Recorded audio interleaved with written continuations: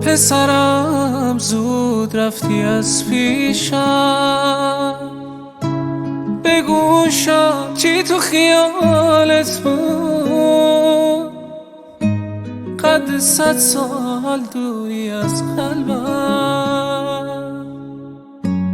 بگو آخه مگه چند سالت بود، کاش میشد یه بار دیگه بازم توی چشم تو نگاه میکردم. هرکی غیر از خدا تو رو میبرد،